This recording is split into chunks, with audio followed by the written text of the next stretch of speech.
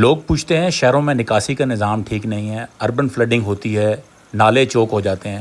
اس video میں کوشش کروں گا سمجھانے کی کہ اس کے ذمہ دار ہم عوام ہیں۔ میں ایک راولپنڈی کنٹونمنٹ کے ایک نواحی علاقے میں ہوں، جہاں پر ایک نالے کے اوپر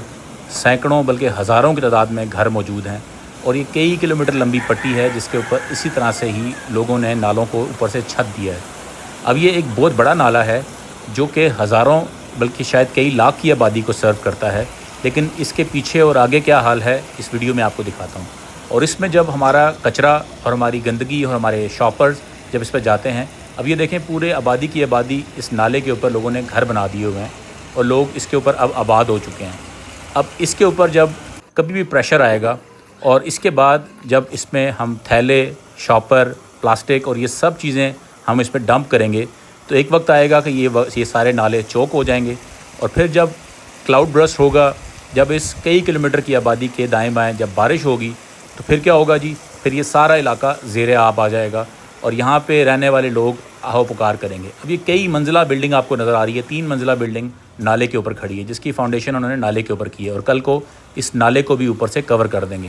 اب اگر اس کے پیچھے چلیں تو پیچھے بھی کچھ اسی طرح کی حالات ہیں، اور یہ تھیلے اور یہ شاپر جب ان نالوں میں پھنستے ہیں تو پھر یہ سارے علاقے، یہ سارے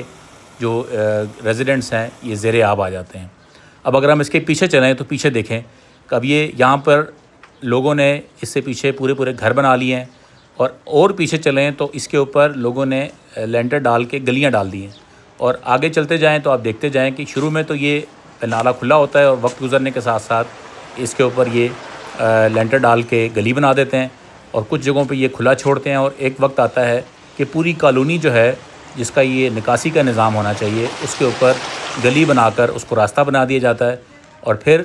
جب بارش ہوتی ہے اور جب تیز اربن فلڈنگ ہوتی ہے یا کلاؤڈ برسٹ ہوتا ہے تو پھر یہ گلیاں بھی زیر آب آتی ہیں اور اپنے ارد گرد رہنے والے آبادی کو بھی یہ نقصان پہنچاتی ہیں۔ اب اس کے پیچھے تقریباً کوئی 3 کلومیٹر کی آبادی ہے جس کا سارا پانی اس علاقے سے گزرتا ہے۔ اب آپ سوچ لیں کہ جب یہاں پر